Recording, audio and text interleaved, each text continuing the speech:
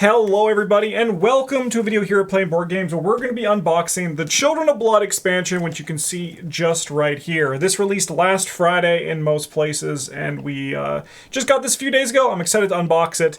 I'm going to have a review for the blind play tomorrow on the channel. PBG has never moved this fast before. I mean, it should be tomorrow. It should be, yeah. But in this video, we're going to unbox this, see what's inside, kind of look at all the components, give it a look.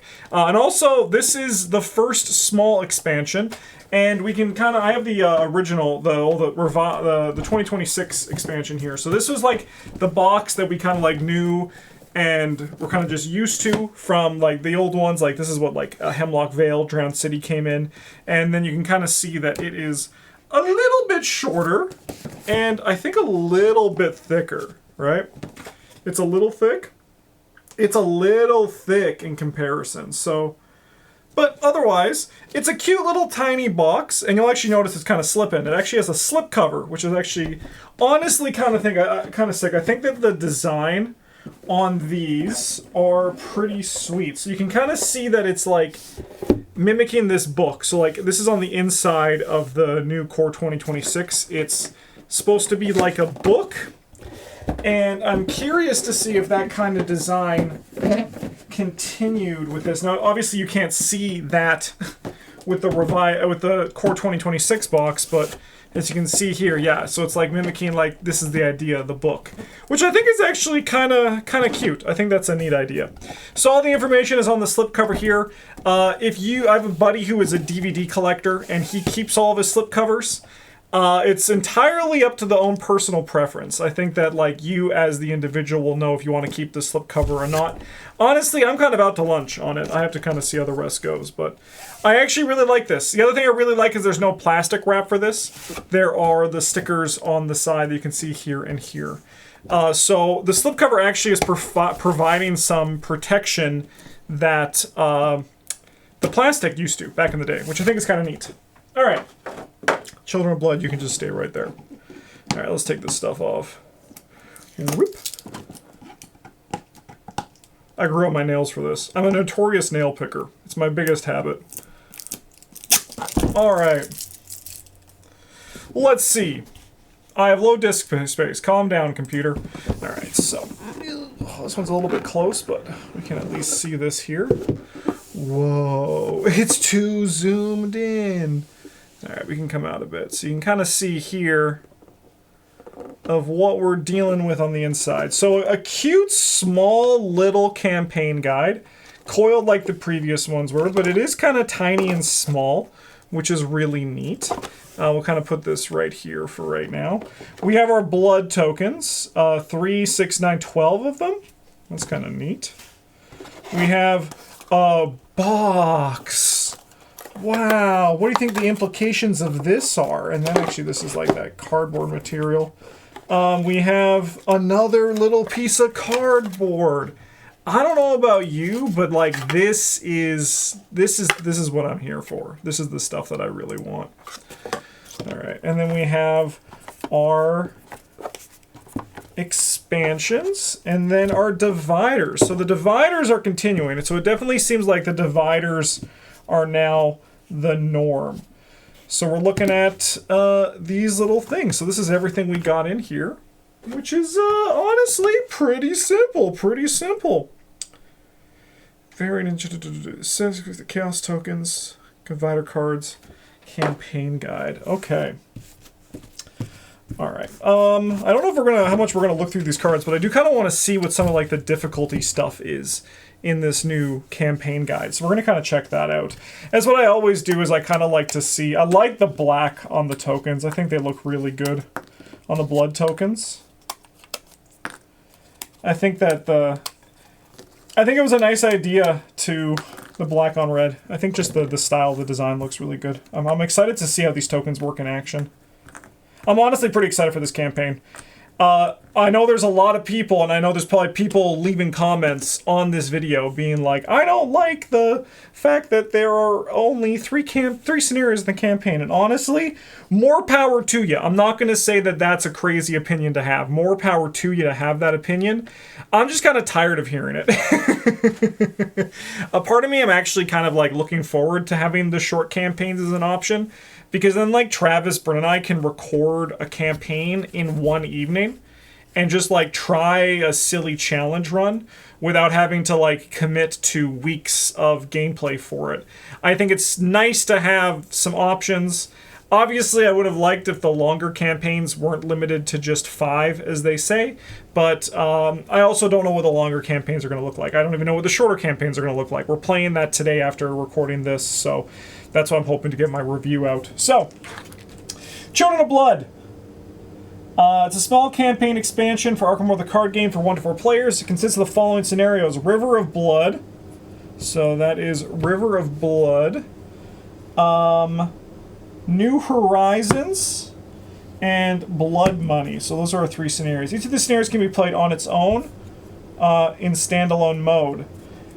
Blood tokens. Let's bring the brightness down on this just a tad. I overestimated how bright the white was going to be. And let's see if I can make the focus. Yeah.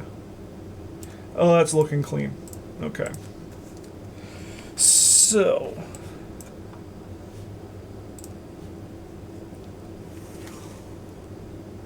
it's not the greatest.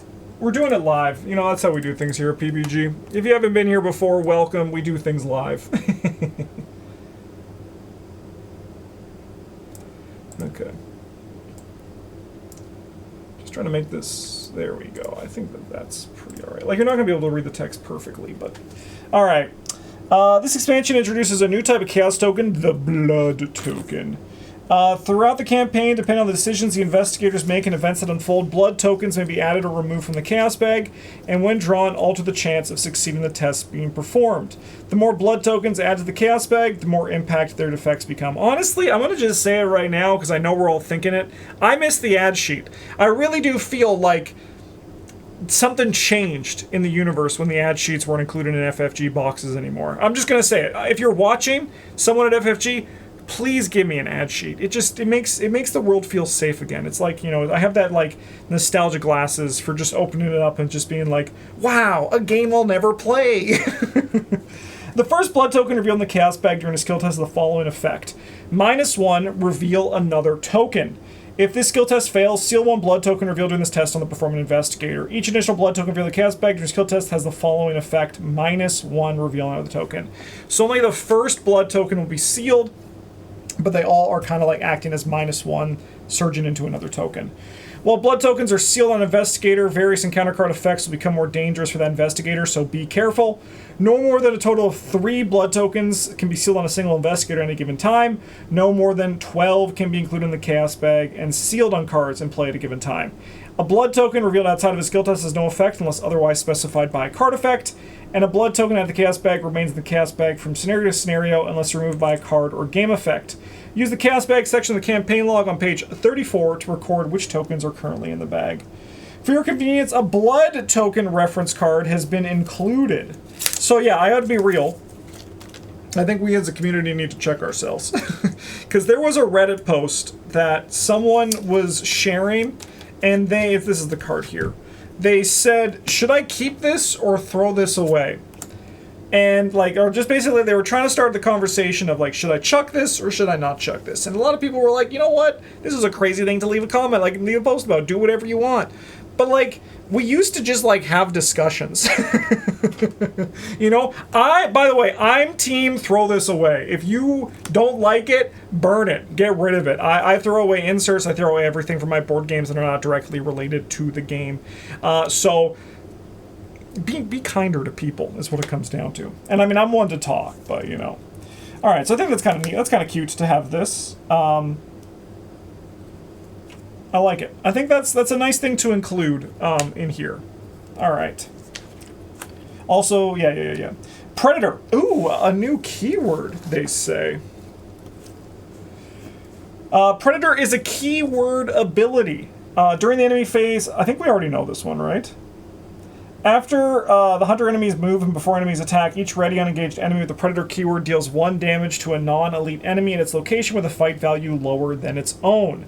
Given the choice between multiple other enemies, a Predator enemy will deal its damage to the enemy with the lowest remaining health. I'll be real, I'm going to read that again because I wasn't paying attention to what I was reading. I was thinking, how long is it going to be until someone makes like a Chris Hansen custom investigator and they interact with the Predator keyword? So let me read it again and actually try to comprehend it this time.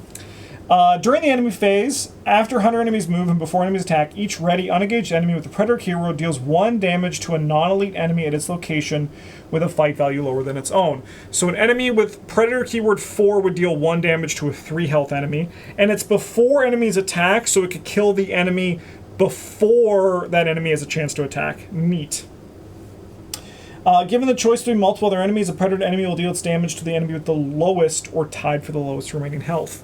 And finally, they have made a section for you to just scan with a QR code to be like, we ain't listing every freaking keyword in the rulebook. Go here instead. Go to the Grimoire, probably. Yeah, the Grimoire. Honestly, thank frickin' God.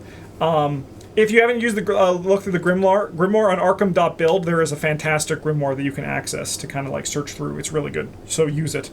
But that's great to include. Campaign setup. All right, so this is what I'm actually very curious about, the difficulty between easy, standard, and hard. And honestly, I actually think that this is exactly what I was hoping. So my concern was that there was really no difference between playing on standard and hard in comparison. So like a goal that the design team, that is fantastic art, that the design team had for this one was that difficulty matters. So like if you're playing on hard, you're going to get a different experience than if you're playing on standard. And my concern was that the Chaos Bag wouldn't have matched that. So the Chaos Bag would just kind of fall into that old sense where it's like, I think that obviously it's still, actually this is a good thing to check. Before I put my foot in my mouth and just say something that isn't true, let's look at the Brethren of Ash campaign guide and just kind of like check in comparison how these are. Because it's actually the same. So I'm just talking out my ass apparently, but this is why we check, and this is why we admit when we are talking out of our ass. 00011223345 and 0112233445568. They're the same. Now I'm very curious. We're gonna go a little bit deeper. I'm gonna go grab the Feast of Hemlock Vale as well. Don't worry, it's just over here. Alright. I'm curious. Alright. The Feast of Hemlock Vale. 011. No, it's the same. No, the hard is different. The hard is different. So the hard for Hemlock, it compared to Children of Blood. So Children of Blood is 00011223345. And this one is 0001122335557. So definitely harder on the Edge of the Earth one. Sorry, on the Face of Hemlock Vale one. And the Expert is 0112233445568 versus 0112233455668. So it's definitely still, like, there still is that, like, -8 auto fail on Expert. And you also start with 2 blood tokens. You start with 1 blood token on hard. That's really interesting. So it's obviously not exactly as I hoped, but I do feel like it's maybe the ideas of token bags are kind of changing in the new days of Arkham, but it does seem easier than the old ones that I was used to, so maybe that was the reaction I had because I never looked at hard for the campaign guide. I don't know if we're going to play on standard or hard for our run today, but I'm very excited to kind of dive into it. Alright, I don't want to read any of this stuff, but I'm just going to kind of look at honestly alright, this is all really cool. I wanted to look at the back of the book here. There we go. Also, do they still have... They still have the design notes. And they still have design notes, and they still have achievements as well.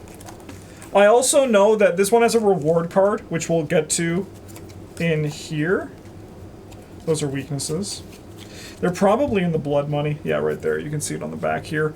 And I know it's not as straightforward as the reward card that you can earn when you play the Brethren of Ash campaign. But yeah, achievement list, design notes, campaign guide, credits, playtesters. We have our encounter cards here. So only using 4 from the core set is very interesting. So that means there's actually a good number of player cards, encounter cards in here. Afflicted, Agents of Zabur Morte, Blood Blight, Blood Moon. Turn all your non-basics into mountains. Bloodthirst, Children of Blood. Wait a minute, that's the name of the game! That's the name of the expansion! Friends in Low Places, excuse me? Hunted, Infected, Misinformation, Mongrels, Preyed Upon, Sanguine Secrets, Stalked, and Vermin. Now, I'm not going to go through and, like, look at all these cards in detail. I'm very privileged to be able to go in as blind as possible because Travis leaves all the cards in advance when we play with his sets, so I'm not going to go through and look at all the cards. I also don't want to just, like, spoil stuff here. I do want to show the piece of art that I just glimpsed at that I thought, like, this is a really good piece of art. The art is good, man. Whoa, that's crazy. I spoiled myself a little bit. It's like one of those things where, like, I think that the art direction from the core set, the 2026 core set, I think the intention of the player cards being lighter, happier, pulpier, and then the treachery cards being not that, was an interesting theory, but I don't know if it was actually the right direction to go. Because I think that the treachery art is really good. Like, we saw, like, some treachery art when we were flipping through here. Like, this is all, like, this is, like, creepy, bloody, like, it has that kind of, like, disgusting feeling that we're used to from Arkham. And I do hope that they embrace that again on the player cards. That's just one guy's opinion. I'm not going to pretend that I'm, like, you know, it's the right opinion or all that. But, yeah. I'm very excited to play this campaign. Honestly, I mean, more new Arkham is always good. I'm very much looking... Is that what I thought I saw? Interesting. I need to look this up after. I'm not going to talk about it here, but... as I mentioned at the start of this, due to the way the new channel is formatted, we're able to put out videos of certain types quicker, which means that, God willing, if we finish the campaign in one evening, which we're planning on doing, I will have my blind play review come to the channel tomorrow. If it isn't there, it'll be the week after, but my intention is to release it tomorrow along with the gameplay for all of this. So yeah, thanks for watching, everybody. I hope you found this unboxing opening. Oh, this is the wrong camera. Let me just hide that. Thanks for watching, everybody. I hope you guys enjoyed this. We'll see you all for, another video pretty soon. But in the meantime, thanks for watching. Have a good one. And as always, geez.